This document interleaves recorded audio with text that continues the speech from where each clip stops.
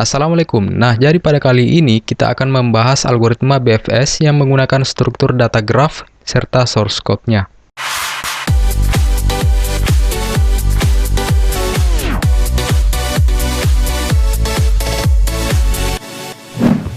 Nah, sebelum memulai algoritmanya, teman-teman harus tahu dulu cara kerja dari BFS ini.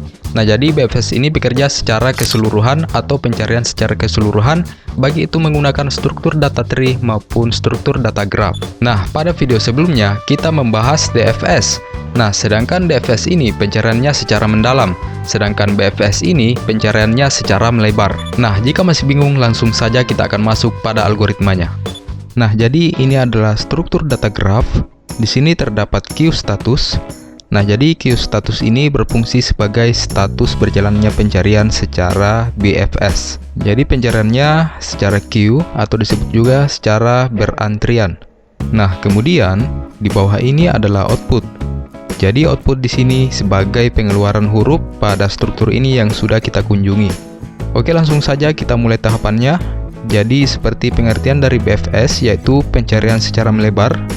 Kita mulai dari huruf A dan kita mau mencari huruf F. Nah, pada pencarian BFS ini atau pencarian secara melebar, kita mulai dari huruf A. Nah, huruf A akan muncul di queue status karena kita akan memulai pencarian pada huruf A. Setelah kita berada di huruf A, selanjutnya kita menandai huruf A karena pencarian dilakukan pada huruf A ini. Dan apabila sudah menandai huruf tersebut, maka pada output mengeluarkan huruf yang sudah kita tandai atau dikunjungi. Selanjutnya muncul pertanyaan, apakah huruf A itu huruf yang kita cari? Jawabannya bukan, karena kita cari adalah huruf F. Maka dari itu dilanjutkan pertanyaan yang kedua, yaitu apakah huruf A mempunyai tetangga? Jawabannya iya, yakni tetangganya adalah huruf B, C, dan X. Jadi tetangga dari huruf A yaitu huruf B, C, dan X. Nah, huruf tersebut muncul pada queue status atau antrian yang akan kita kunjungi. Selanjutnya, sesuai di queue status, huruf pada antrian selanjutnya adalah huruf B. Maka kita menuju ke huruf B, kemudian ditandai karena sudah dikunjungi. Dan huruf B ditampilkan pada output. Kemudian muncul lagi pertanyaan, apakah huruf B adalah huruf yang kita cari? Jawabannya bukan, karena huruf yang kita cari adalah huruf F. Dan kemudian muncul lagi pertanyaan, apakah huruf B mempunyai tetangga? Jawabannya iya, tetangganya adalah huruf D. Nah, maka pada queue status, huruf D ditambahkan. Selanjutnya, sesuai di queue status, huruf antrian selanjutnya adalah huruf C. Maka kita menuju ke huruf C, kemudian ditandai karena sudah dikunjungi. Dan huruf C ditampilkan pada output atau dimasukkan ke dalam output. Nah, pada huruf C muncul lagi pertanyaan, apakah huruf C adalah huruf yang kita cari? Jawabannya bukan, karena huruf yang kita cari adalah huruf F. Dan kemudian muncul lagi pertanyaan yang kedua, apakah huruf C mempunyai tetangga? Jawabannya iya, tetangganya yaitu huruf D. Maka pada queue status huruf D tidak ditambahkan ya, karena huruf D ini sudah ada di dalam antrian. Selanjutnya di queue status, huruf antrian selanjutnya adalah huruf X. Maka kita kunjungi ke huruf X, kemudian ditandai karena sudah dikunjungi. Dan huruf X ditampilkan pada output. Nah, pada huruf X muncul lagi pertanyaan, apakah huruf X adalah huruf yang kita cari? Jawabannya bukan, karena huruf yang kita cari adalah huruf F. Dan kemudian muncul lagi pertanyaan, apakah huruf X mempunyai tetangga? Jawabannya iya, tetangganya yaitu huruf P, M, dan Z. Maka pada antrian huruf tersebut ditambahkan. Selanjutnya, sesuai di queue status, huruf antrian selanjutnya adalah huruf D. Maka kita kunjungi ke huruf D, kemudian ditandai karena sudah dikunjungi, kemudian ditampilkan atau dimasukkan ke output. Nah, pada huruf D muncul lagi pertanyaan, apakah huruf D adalah huruf yang kita cari? Jawabannya bukan, karena huruf yang kita cari yaitu huruf F. Sekali lagi teman-teman, kita ingat bahwa huruf yang kita cari adalah huruf F. Dan kemudian muncul lagi pertanyaan, apakah huruf D mempunyai tetangga? Jawabannya iya, tetangganya yaitu huruf F. Kenapa tetangga yang lain tidak disebut? Karena tetangganya sudah terdaftar di dalam antrian. Maka pada antrian huruf F ditambahkan. Selanjutnya, sesuai di queue status, huruf antrian selanjutnya adalah huruf P.